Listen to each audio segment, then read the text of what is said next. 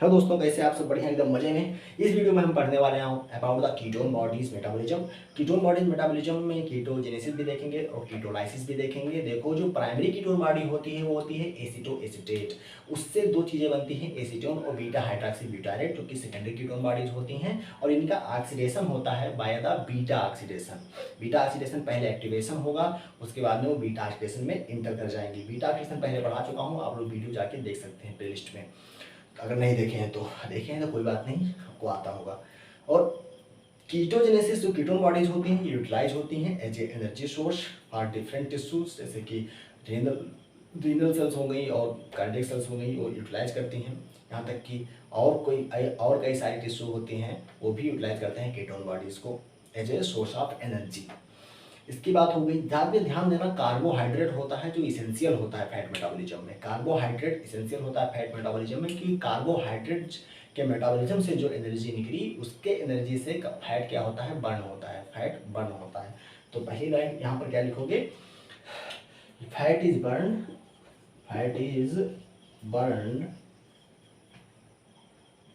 By fat is burn under the fire of carbohydrate. Fat is burn under the fire of carbohydrate. तो ये चीज ध्यान रखना, क्योंकि जो कार्बोहाइड्रेट से एनर्जी निकली वो फैट को बर्न करती है। सिर्फ कार्बोहाइड्रेट इसेंशियल होता है फैट मेटाबॉलिज्म में, इसलिए कहना कार्ब क्या होता है, essential in fat metabolism. Fat metabolism में कार्ब क्या होता है, इसेंशियल होता है। ये कुछ चीजें बात हो गई। अब ध्यान देना जो स्टारवेशन है या डायबिटीज मेलाइटस है, उस केस में क्या होगा, एसिटिल को एंजाइम ये होगी, वो अल्टरनेट पथ द्वारा क्या बनाएगी, कीटोन बॉडीज। क्या बनाएगी, कीटोन बॉडी बनाती है, कीटोन बॉडीज बनाती हैं। और कीटोन बॉडीज क्या कितनी होंगी, तीन। एक होती एसिटो एसिटेट जो प्राइमरी कीटोन बॉडी है, सेकेंडरी कौन होगी, बीटा हाइड्रॉक्सी ब्यूटाइरेट, और एसीटोन क्या होती हैं, सेकेंडरी कीटोन बॉडीज होती हैं। अब इन्हीं के बारे में हम क्या करते हैं, बात करते हैं डिटेल में। तो स्टेप वाइज चलते हैं। पहले क्या होगा, कंडेंसेशन होगा, उसके बाद प्रोडक्शन होगा एचएमजी कोएंजाइम ए का, और उसके बाद में क्या होगा, लाइसिस होगा, और लाइसिस के बाद में फिर से होगा रिडक्शन, और रिडक्शन के बाद में स्पॉन्टेनियस डीकार्बोक्सिलेशन होगा, यानी कि कार्बन डाइऑक्साइड निकलेगी, और फिर हमारा फाइनल चीज बन जाएगा। क्या बन जाएगा, एसीटोन और बीटा हाइड्रॉक्सी ब्यूटाइरेट। तो इसी के बारे में बात करते हैं। तो कीटोजेनेसिस क्या करते हैं, कीटोजेनेसिस ये किससे बनता है, एसिटिल कोएंजाइम ए से। तो दो एसिटिल कोएंजाइम ए आएंगे, टू मोल के आएंगे एसिटिल कोएंजाइम, बहुत ही दो लिख रहा हूँ अभी, वो चेंज आएगा, इधर लिखता हूँ। देखो, 2 मोल आएंगे क्या, acetyl coenzyme A. Acetyl coenzyme A से बनेगा aceto acetyl coenzyme A, aceto acetyl coenzyme A. और ये होगा स्टेप 1, और यहाँ पे जो एंजाइम होगी वो एसिटो एसाइल कोएंजाइम में सिंथेज, यहाँ पर सिंथेज होगी, सिंथेज एंजाइम होगी। बस नाम दे देना क्या सिंथेज हो रहा है, aceto acyl coenzyme A synthase. ये स्टेप फर्स्ट होगा।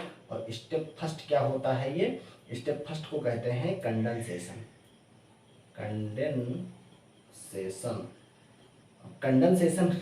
कंडेंसेशन हुआ और कुछ चीज़ें निकल जाती हैं। तो यहाँ से क्या निकलता है, coenzyme A S H, coenzyme A S H निकल जाता है। यहाँ पे अगर मॉलिक्यूलर स्ट्रक्चर देखेंगे तो बीच में इसे जुड़ेगा और कंडेंसेशन होके कोएंजाइम ए एस एच निकल जाता है। अब हम वहाँ पे इतना लेवल नीचे नहीं जा रहा हूँ, बस आपको यहाँ पता हो जाए कि 2 मोल लेते हैं एसिटिल कोएंजाइम ए का, दोनों में होता है कंडेंसेशन से बनता है aceto acyl coenzyme A. Aceto acyl coenzyme A फिर फर्दर चेंज होती है जो होगा स्टेप 2, और स्टेप 2 से चेंज होगी बीटा हाइड्रॉक्सी बीटा मिथाइल। अब ये वाला आप याद रखना है, beta hydroxy beta methyl, beta hydroxy beta methyl glutaryl coenzyme A, glutaryl coenzyme A, इसके HMG कोएंजाइम ए कहेंगे, ठीक है। तो beta hydroxy beta methyl glutaryl coenzyme A, ये बनती है by the enzyme HMG coenzyme A synthase. तो यहाँ भी क्या होगा, सिंथेज, यहाँ भी क्या होगा, सिंथेज, बस नाम क्या सिंथेज द्वारा है, HMG कोएंजाइम ए सिंथेज द्वारा है, बस नाम लेना HMG कोएंजाइम ए सिंथेज। और ये होगा स्टेप 2, क्या होगा, स्टेप 2। और स्टेप 2 क्या होता है, production of HMG coenzyme A. Step 2 क्या होगा, production of HMG coenzyme A. HMG coenzyme ए जब बन गया तो अब एंजाइम आएगी लाएज। लाए मतलब HMG कोएंजाइम ए लाएज, यानी कि तोड़ने वाली इसको। तो हम पूरा नाम नहीं लिख रहे हैं, बस क्या लिख दे रहे हैं, लाएज। लाएज, लाएज मतलब तोड़ रही है, तो इसका नाम ही से दिख रहा है, तो क्या होगा, लाएज होगा। लाएज क्या करेगा, अब किसको कौन लाएज हो रहा है, HMG कोएंजाइम ए, तो नाम क्या हो जाएगा एंजाइम का, HMG कोएंजाइम ए लाएज। और ये स्टेप 3 होगा, यानी कि लाइसिस। लाइसिस, टूटना। तो आपको इसे स्टेप में याद रखना है, पहले सिंथेसिस होगा, कंडेंसेशन होगा, उसके बाद फिर से सिंथेसिस होगा, उसके बाद में क्या होगा, लाइसिस होगा HMG कोएंजाइम ए का। HMG कोएंजाइम ए लाइसिस होता है तो बनता है एसीटो एसीटेट, एक बनेगा एसीटो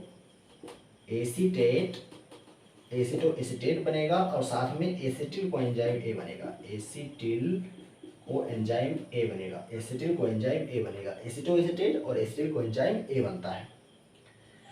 ये स्टेप 3 के बारे में बात हो गया। कौन सी एंजाइम थी, लाएज, HMG कोएंजाइम ए लाएज थी। अब एसिटो एसीटेट और एसिटिल कोएंजाइम ए बना। अब जो एसिटो एसीटेट होगा, इससे फिर 2 सेकेंडरी कीटोन बॉडी बनेगी, एसीटोन और बीटा हाइड्रोक्सी ब्यूटाइरेट। तो एक इससे बनेगा भैया, क्या बनेगा, एक एंजाइम, एक बनेगा beta hydroxy butyrate, hydroxy butyrate बनेगा। और यहाँ पे जो एंजाइम होगी वो होगी डीहाइड्रोजिनेज, डीहाइड्रोजिनेज। ध्यान रखना यहाँ पे NADH प्लस H प्लस और NAD प्लस का क्या होता है, कपलिंग। मतलब देखो यहाँ पे मैं तीर दोनों तरफ लगाया हूँ, मतलब ये जो हो रहा है रिडक्शन, ये रिडक्शन भी हो सकता है और ऑक्सीडेशन भी हो सकता है, रिडक्शन भी हो सकता है और ऑक्सीडेशन भी हो सकता है। यानी कि एसिटो एसीटेट और बीटा हाइड्रोक्सी ब्यूटाइरेट कौन ज़्यादा रहेगा, ये डिपेंड करता है NADH H प्लस और NAD प्लस के रेशियो पर। इस पर, इसके रेशियो पर डिपेंड करेगा कि कौन ज़्यादा रहेगा। अगर NADH H प्लस ज़्यादा है तो क्या रहेगा, बीटा हाइड्रोक्सी ब्यूटाइरेट। अगर NAD प्लस ज़्यादा है, अगर NADH H प्लस कम है तो क्या ज़्यादा रहेगा, एसिटो एसीटेट। क्या कहा ज़्यादा रहेगा, एसिटो एसीटेट। तो ये यहाँ पर एंजाइम होती है डीहाइड्रोजिनेज। ये पहला बात हो गया। और ये क्या है, स्टेप 4। ये क्या है, स्टेप 4। और 4 स्टेप क्या है, रिडक्शन। इसे क्या कहते हैं, रिडक्शन, रिडक्शन। उसके बाद में स्टेप 5 आएगा, यानी कि यहाँ क्या बनेगा, बनने वाला है एसीटोन बनने वाला है, क्योंकि एक ही तो बना, एसीटोन। एसीटोन बनता है, ये स्टेप 5 होता है, स्टेप 5 होता है। और ये नॉन एंजाइमेटिक होता है और स्पॉन्टेनियस होता है। नॉन एंजाइमेटिक होता है और स्पॉन्टेनियस होता है, यानी कि एसीटेट से एसीटोन बनता ही रहेगा, कोई एंजाइम की आवश्यकता यहाँ पर नहीं होती है। और कार्बन डाइऑक्साइड क्या होगा, निकलता रहेगा, इसलिए कहते हैं स्टेप 5 को क्या कहते हैं, स्पॉन्टेनियस डीकार्बोक्सिलेशन, डीकार्बोक्सिलेशन कहते हैं। और ये नॉन एंजाइमेटिक होती है, नॉन एंजाइमेटिक होती है ये स्टेप। यानी कि एसीटो एसीटेट से एसीटोन बनता ही रहेगा, CO2 निकलता रहेगा और एसीटोन बनता रहेगा। लेकिन यहाँ पर खेला है, यहाँ पर NADH प्लस H प्लस और NAD प्लस का रेशियो देखा जाता है। अगर ये ज़्यादा हुआ रेशियो तो क्या होगा, बीटा हाइड्रोक्सी ब्यूटाइरेट होगा, कम हुआ तो एसीटो एसीटेट होगा ज़्यादा, ठीक है। तो ये बात हो गया। अब हम चलते हैं, हम जेनेसिस पढ़ लिए, अब हम चलते हैं कीटोजेनेसिस के बारे और कीटोलाइसिस के बारे में। तो इसको ज़्यादा मतलब ज़्यादा बड़ा है नहीं, क्योंकि बीटा ऑक्सीडेशन आप पढ़ चुके हैं, तो बीटा ऑक्सीडेशन आप पहले ही जानते हैं। बस बीटा ऑक्सीडेशन यहाँ पर फिर से पढ़ाएंगे नहीं, आप जाके वीडियो देख लीजिए उसका। और बस एक स्टेप आपको यहाँ पर एक्स्ट्रा ऐड करना है बीटा ऑक्सीडेशन में, अगर आप कीटोन बॉडीज का ऑक्सीडेशन पढ़ रहे हैं, यानी कीटोलाइसिस। तो कीटोलाइसिस के बारे में पढ़ते हैं। कीटोलाइसिस क्या है? देखो, कीटोन बॉडीज जो लीवर में बनती है, लीवर में बनी ketone bodies, ketone body formed in liver, ये लीवर में बनती हैं लेकिन पेरीफेरल सिस्टम में यूटिलाइज होती हैं। Ketone bodies formed in liver but they are utilise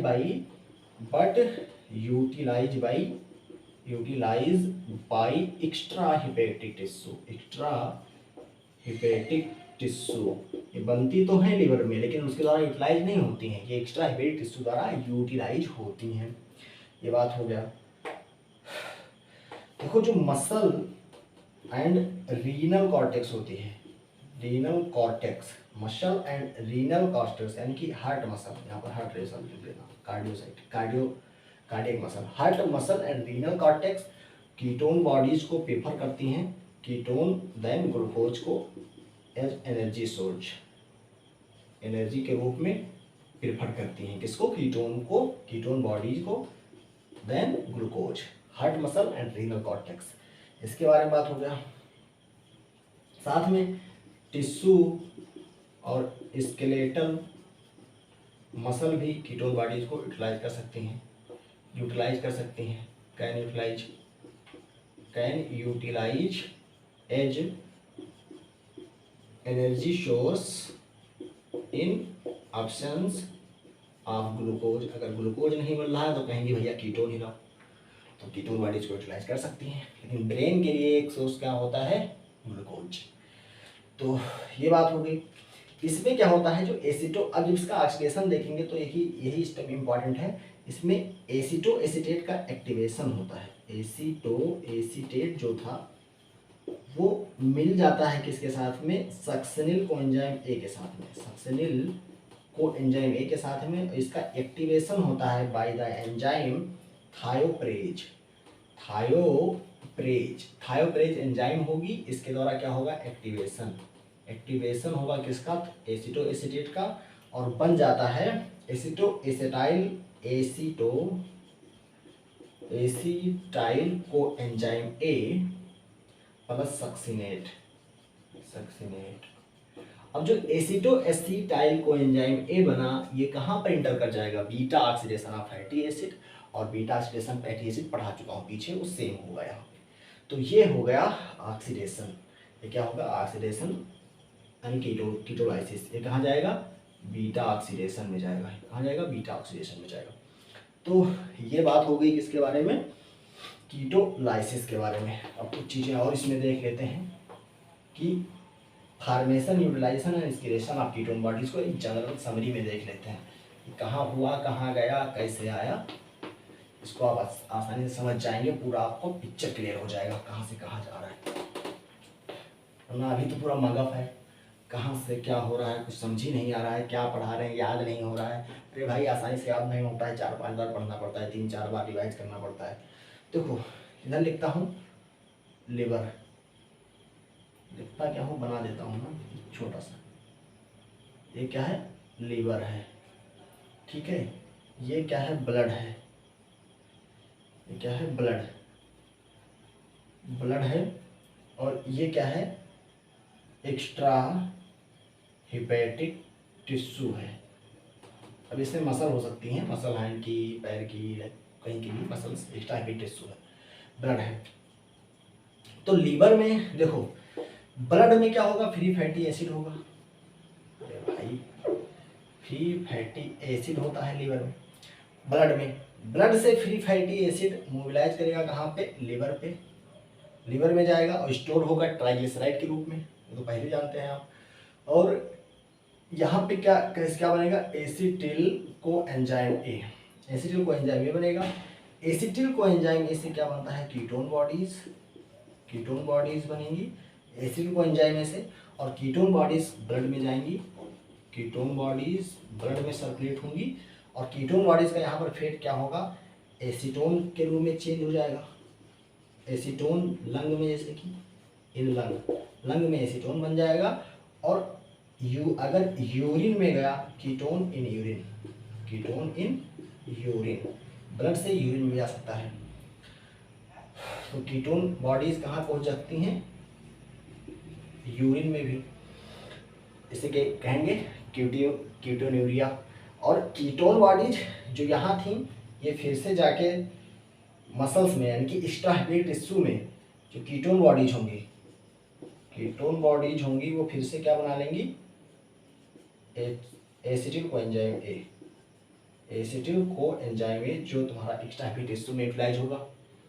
और एसिटिल कोएंजाइम ए जो होता है वो इंटर कर जाएगा सिट्रिक एसिड साइकिल में, सिट्रिक एसिड साइकिल में, या ट्राई साइकिल, टीसीए साइकिल, ऐसे टीसीए भी कहते हैं ना, इसमें इंटर कर जाएगा और CO2 निकल जाएगा, इसका कंप्लीट ऑक्सीडेशन हो जाएगा। तो ये समरी है कि कहाँ वैसे बनती है और कहाँ घूमती है, ब्लड में कैसे जाती है, एक्स्ट्रा हेपेटिक टिश्यू में कैसे जाती है, यूरिन में कैसे पहुँचती है। ये तो बात हो गया समरी, यूटिलाइजेशन, फार्मेशन और यूरिन में कैसे पहुँचती है उसके बारे में बात हो गया। अब हम देखते हैं कीटोसिस क्या होता है। What is ketosis? कीटोसिस देखो एक ब्रॉड टर्म है जिसमें 2-3 चीज़ें आती हैं। मतलब ब्लड में हो जाए कीटोन, ब्लड में, यूरिन में। अगर कीटोन है, कीटोन बॉडीज है, तो उसे कहते हैं कीटोसिस। क्या कहते हैं? कीटोसिस। और साथ में कहाँ पर हो? इसमें, साथ में इसमें लाए किसका? एसीटोन का, तो उसे क्या कहते हैं? कीटोसिस। उस कंडीशन को क्या कहते हैं? क्या कहते हैं भैया? कीटोसिस कहते हैं। तो चल बात करते हैं कीटोसिस के बारे में। कीटोसिस, कीटोसिस क्या है? कीटोसिस देखो, जो ब्लड लेवल है, blood level of ketone bodies कितना होता है? बॉडीज कितना है? 1 मिलीग्राम पर डेसीलीटर से भी कम होता है। ये तो होता है लेस देन 1 मिलीग्राम पर डेसीलीटर होता है कीटोन बॉडीज का, बॉडीज में, ब्लड में कीटोन बॉडीज का जो मात्रा होता है वो लेस देन 1 मिलीग्राम पर डेसीलीटर होता है। अब अगर ब्लड में ये इंक्रीज हो गया तो कीटोनीमिया प्लस कीटोन्यूरिया, अगर ये इंक्रीज हो गया, अगर इसमें क्या हो गया? डिफेक्ट हुआ और ये इंक्रीज हो गया, तो उस कंडीशन में क्या होगा? कीटोनीमिया होगा। ब्लड में कीटोन बॉडीज हैं, कीटोन्यूरिया है, यूरिन में आने लगी। साथ में स्मेल आ रहा है किसका? Smell of acetone, smell of acetone, smell of acetone in breath. तो इस कंडीशन को कहते हैं कीटोसिस। क्या कहते हैं? कीटोसिस। उस कंडीशन को क्या कहते हैं? कीटोसिस कहते हैं कलेक्टिवली। तो ये कीटोसिस के बारे में बात हो गया। अब देखते हैं काजेज ऑफ कीटोसिस। काजेज के बारे में बात करते हैं कीटोसिस के। तो काजेज में सबसे बढ़िया है डायबिटीज मेलाइटस। डायबिटीज मेलाइटस में के कारण क्या होता है? कीटोसिस हो सकता है। कीटोसिस, अगर डायबिटीज मेलाइटस में क्या होता है? डिफिशियंसी होता है इंसुलिन का डिफिशियंसी होता है। और डायबिटीज मेलाइटस में अगर इंसुलिन का डिफिशियंसी है तो ये काज करवाएगा लाइपोलाइसिस। क्या कराएगा? लाइपोलाइसिस करवाएगा, लाइपोलाइसिस करवाएगा। और लाइपोलाइसिस करवाएगा तो क्या बनेगा? Ketone bodies. लाइपोलाइसिस करवाता है जिसके कारण कीटोन बॉडीज बनती हैं और जो सर्कुलेशन में बढ़ जाती हैं। तो डायबिटीज मेलाइटस हो गया। दूसरा है स्टार्वेशन, डायबिटीज मेलाइटस और स्टार्वेशन काजेज हो गए। तो इसमें क्या रोल करता है? ग्लूकेगॉन का लेवल क्या हो गया? इंक्रीज हो गया। ग्लूकेगॉन का लेवल इंक्रीज होगा तो ये कीटोजेनेसिस को फेवर करेगा। कीटोजेनेसिस को क्या करेगा? फेवर। एक चीज ध्यान रखना, हाइपरेमेसिस एक होता है, हाइपेरेमेसिस क्या होता है? वोमिटिंग। क्या होता है? वोमिटिंग। हाइपरेमेसिस क्या होता है? हाइपेरेमेसिस क्या होता है? वोमिटिंग। और ये अर्ली प्रेगनेंसी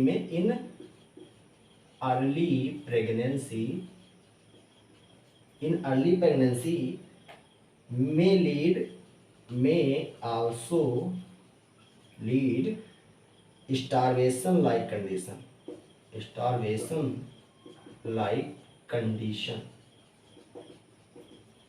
और क्या कीटोन बॉडीज बढ़ जाएंगे और कीटोसिस होगा। तो अर्ली प्रेगनेंसीज में अगर वोमिटिंग होता है, हाइपरेमेसिस हो जाता है यानी कि ज़्यादा वोमिटिंग होता है, तो उस कंडीशन को भी कहेंगे स्टारवेशन लाइक कंडीशन, और इसमें क्या होगा, कीटोसिस हो जाता है। तो ये कुछ बात हो गया कीटोसिस के बारे में।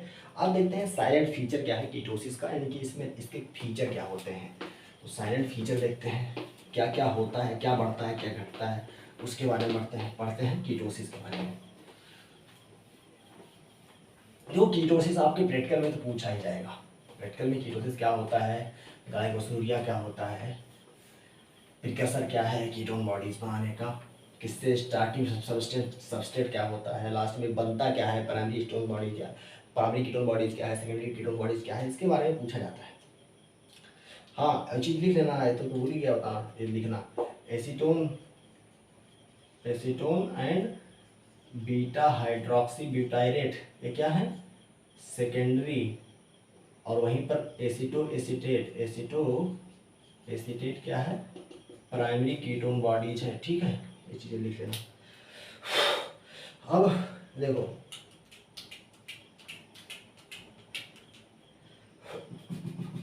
फीचर, साइड फीचर, फीचर के बारे में बात करते हैं। तो फीचर क्या होगा, मेटाबॉलिक एसिडोसिस होगा, कीटोसिस अगर होगी तो मेटाबॉलिक एसिडोसिस कॉमन है, मेटाबॉलिक एसिडोसिस होगा, रिड्यूस्ड बफर होगा, रिड्यूस्ड बफर सिस्टम क्या हो जाएगा, रिड्यूस हो गया, यानी कि बाइकार्बोनेट जो होगा वो कीटोन बॉडीज को न्यूट्रलाइज करने के लिए यूज हो जाएगा, इसलिए रिड्यूस हो जाएगा बफर।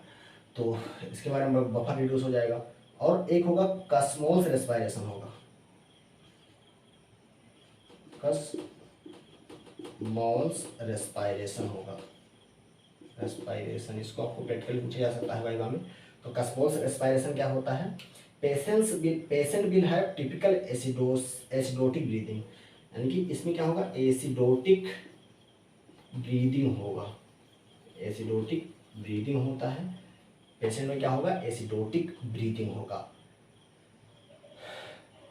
और एसिडोटिक ब्रीदिंग क्यों होता है, ड्यू टू कंपेंसेटरी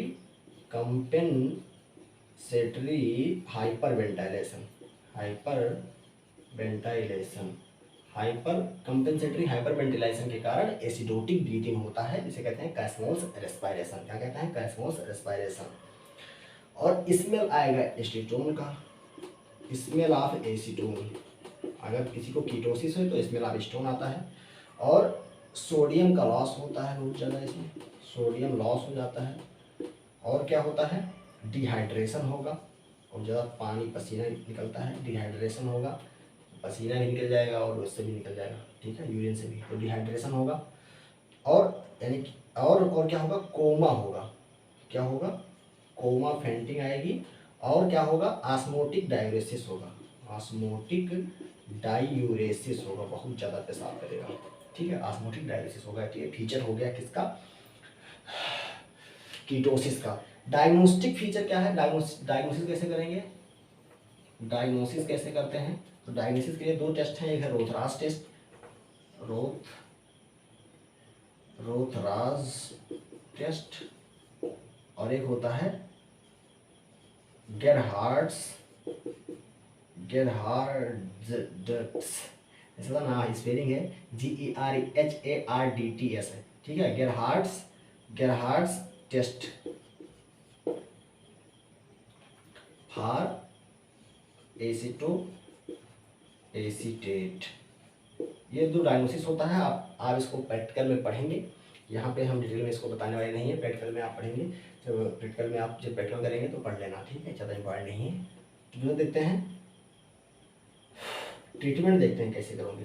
तो ट्रीटमेंट करने के लिए अगर कीटोसिस को, तो हम क्या करते हैं, इंसुलिन ग्लूकोज देते हैं, इंसुलिन के साथ में इंसुलिन प्लस ग्लूकोज देते हैं साथ में, for the treatment of the ketoacidosis. तो ये कीटोएसिडोसिस के बारे में बात हो गया। अगर वीडियो अच्छा लगा हो तो लाइक कीजिए, चैनल सब्सक्राइब कीजिए और दोस्तों में अपने शेयर कीजिए। धन्यवाद।